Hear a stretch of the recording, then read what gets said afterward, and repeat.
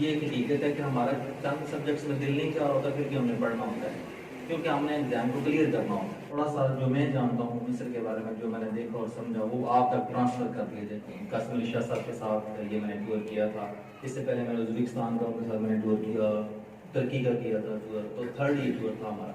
Museum ہے نا، اس کے اندر مختلف فرعونوں کی جو ممیز ہیں نا، وہ اس طرح سے کر کے رکھی ہوئی ہیں۔ اب ممیز کیا ہوتی ہیں؟ تو شروع میں یہ کرتے تھے کہ باکس میں بند کر کے، تو اس کے ساتھ اس کے جو غلام ہوتے تھے ان کو بھی زندہ وہاں پہ دفن کر دیتے تھے۔ ممیز جو ہیں وہ پڑی ہوئی ہیں، ان میں سب سے جو اہم ہے وہ ظاہر ہے رامسیس II کی ہے۔ تکبر انسان کو برباد کر دیتے ہیں۔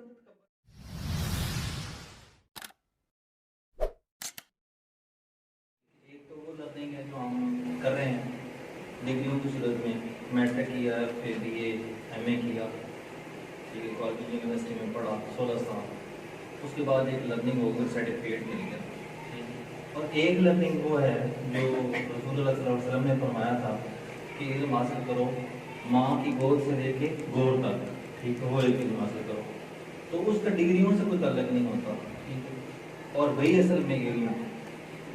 تو ہم نے جو ہم آج روزمرہ جو ہماری یہ روٹین ہے، ہم جو دیکھتے ہیں وہ صرف اس سے ایک ڈگری سے ماپتے ہیں جو ہمارے پاس ہوتی ہے، اور اسی کے اوپر ہم ساری زندگی کوشش کرتے ہیں کہ وہ لیبل ہمارے ساتھ لگا رہے، ایسے ہوتا ہے۔ تو اسے جو ایجوکیشن ہے یا لرننگ ہے، سیکھنا ہے، یہ اس سے آگے ہے۔ ہم یونیورسٹیز میں جب پڑھ رہے تھے تو اس وقت کورس کی کتابیں ہوتی تھی، سبجیکٹس ہوتے تھے، وہ جب پڑھتے تھے تو وہ صرف وہاں تک ان سبجیکٹس کو پاس کرنے کے لیے ہوتا تھا۔ یہ ایک حقیقت ہے کہ ہمارا چند سبجیکٹس میں دل نہیں چاہ رہا ہوتا، پھر بھی ہمیں پڑھنا ہوتا ہے کیونکہ ہم نے ایگزام کو کلیئر کرنا ہوتا ہے۔ لیکن کچھ ایکٹیویٹیز اس طرح کی ہوتی تھیں جو ہمیں بڑی انسپائر کرتی تھی، جیسے کہ بیرون ملک سے اگر کوئی ایک اسپیکر آ گیا اور ہمیں کچھ ٹاپک کسی کے اوپر ہمیں بتایا نا، تو وہ ہمیں بڑا صحیح سمجھ آتی تھی۔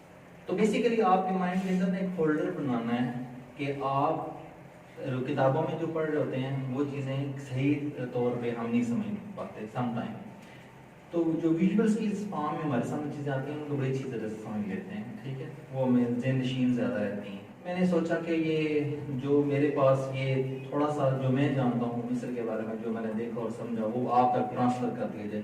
شاید کبھی زندگی میں کبھی آپ سے، چونکہ یہ ایک ہسٹوریکل پلیس ہے نا، آپ سے کوئی اگر پوچھے یا آپ کو اس کے بارے میں جانا ہو تو آپ کے ذہن میں تھوڑا سا بہتر پکچر اس کی آ جائے۔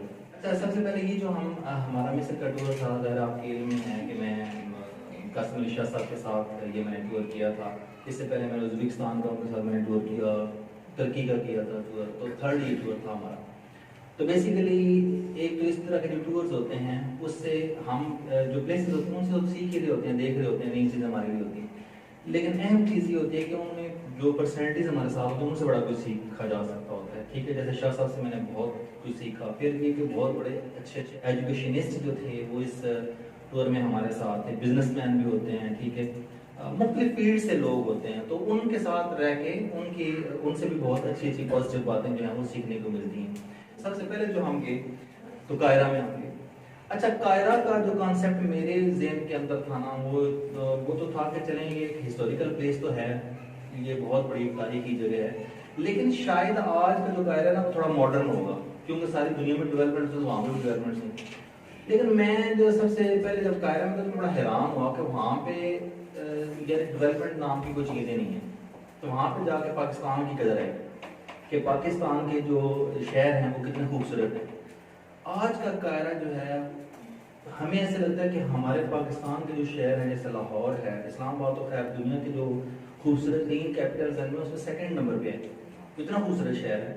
تو قاہرہ جو ہے وہ مجھے ایسا لگا جیسے 50 سال لاہور سے بھی پیچھے ہے، تو یہاں پہ قدر آئی کہ ہم پاکستانی جو ہیں وہ اس سے بڑے آ گئے۔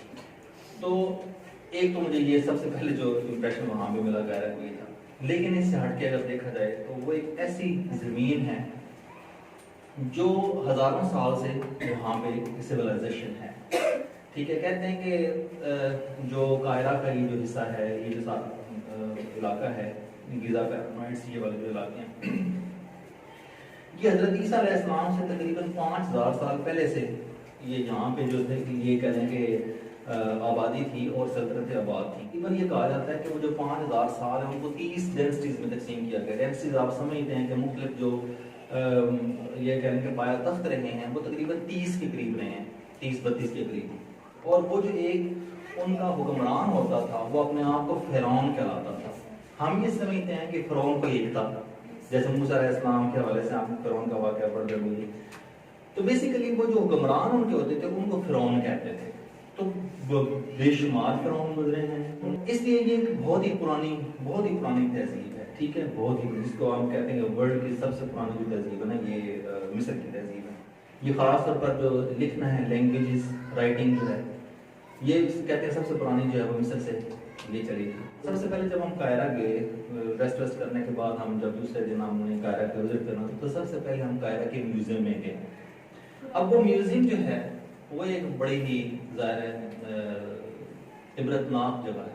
موسیٰ علیہ السلام کا کے دور میں جو فرعون تھا جس کو رمسیس II کہا جاتا ہے, اس کی ممی وہاں پہ پڑی ہوئی ہے. تو یہ مصر کا جو میوزیم ہے نا اس کے اندر مختلف فرعونوں کی جو ممیز ہیں نا وہ اس طرح سے کر کے رکھی ہوئی ہیں. اب ممیز کیا ہوتی ہیں؟ حنوط شدہ لاشیں.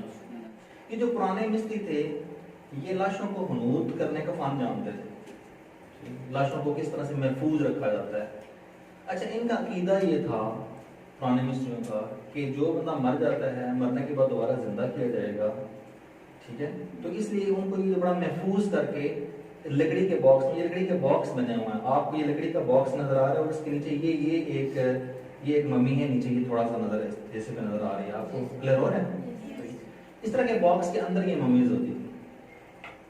اچھا, یہ اس طرح کے مسالے لگاتے تھے پرانے مصری ان لاشوں کو حنوط کرنے کے لیے کہ وہ کافی صدیوں تک جو ہے وہ محفوظ رہتے تھے. جیسے وہ فرعون کی جو ممی ہے وہ بھی یہاں پہ اس طرح سے دکھائیں گے آپ. تو یہ ان کا پرانا عقیدہ تھا کہ یہ دوبارہ زندہ کیا جائیں. اچھا, پھر یہ کرتے کیا تھے, یہ جو حنوط کرتے تھے لاشوں کو, تو اس میں بھی 3 طریقے ہوتے تھے, 3 کیٹیگریز ہوتی تھی. ایک امیر جو ہوتے تھے لوگ, جیسے کہ یہ کہہ رہے بادشاہ ان کے جو ہوتے تھے اور ان کے شاہی خاندان ہوتا تھا, وہ امراء ہوتے تھے.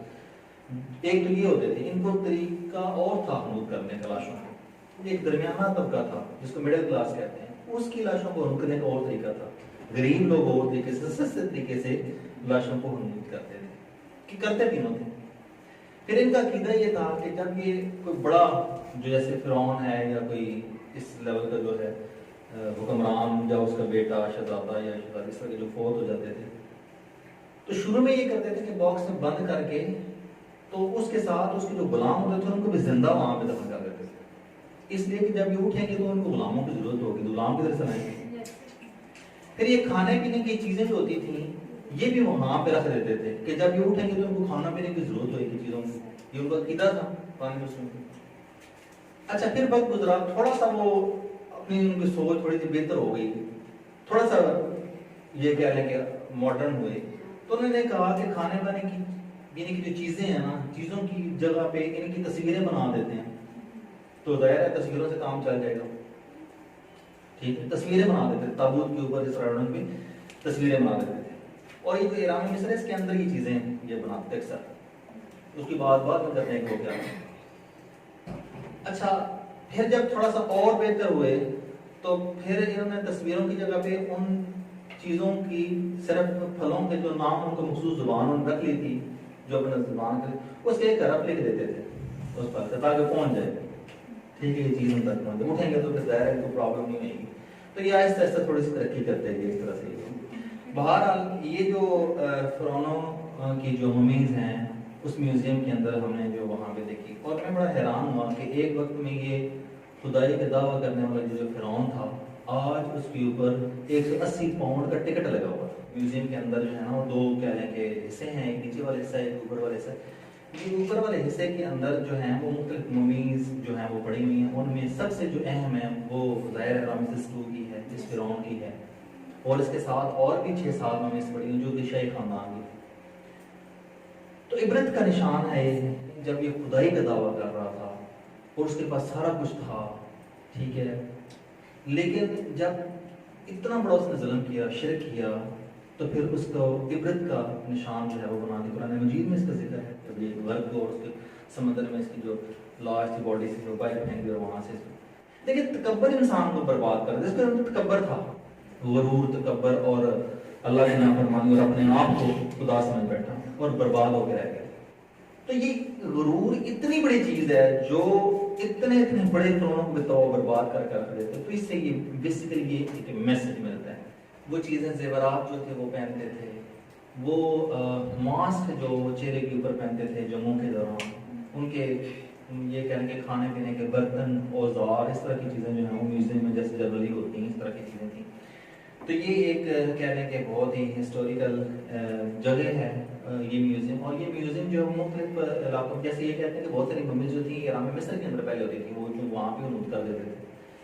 لیکن وقت گزرا اور پھر وہاں پہ کھدائی انہوں نے کسی حد تک کی تو کچھ جو ممیز ان کو ملی اور وہاں پہ جو تحریریں تھیں وہ جو پرانے ماہرین ہیں جو ان تحریروں کو پڑھ سکتے ہیں تو انہوں نے وہ وہاں سے ممیز نکالی اور ان کو پہلے تو نیل کے کنارے پہ کہیں پہ کہتے تھے کہ وہاں پہ یہ میوزیم ہوتا تھا وہاں پہ کیوں تھی. لیکن 1902 کے قریب تقریباً یہ جو موجودہ جگہ میں جو التحریر اسکوائر ہے جو ایک بڑا مشہور اسکوائر ہے جس میں یہ کہہ رہے ہیں کہ پچھلے دوروں کے اندر آپ نیوز چینلز کے اوپر یہ سنتے ہوں گے لفظ التحریر اسکوائر میں مختلف مظاہرے ہوئے ان کی گورنمنٹ کے خلاف اور پھر اس طرح سے ایک نئی گورنمنٹ بنی.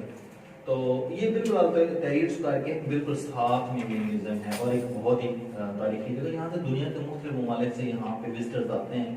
زیادہ تر تعداد جو میں نے دیکھی وہ یورپینس کے لیے ہے کیونکہ وہ اس کے لیے خاص طور پر اپنے لیے ٹائم نکالتے ہیں لرننگ کے لیے. وہ اپنی پاکٹ منی جو ہے وہ اکٹھی کرتے رہتے ہیں اور پھر اتنی ان کے پاس ہو جاتی ہے تو وہ کسی ایسے ملک کا جو ان کے لیے آسانی والا ہوتا ہے, تھوڑا سا یہ کہہ لیں کہ سستا ملک ہوتا ہے, وہاں پہ وہ جاتے ہیں اور وہاں سے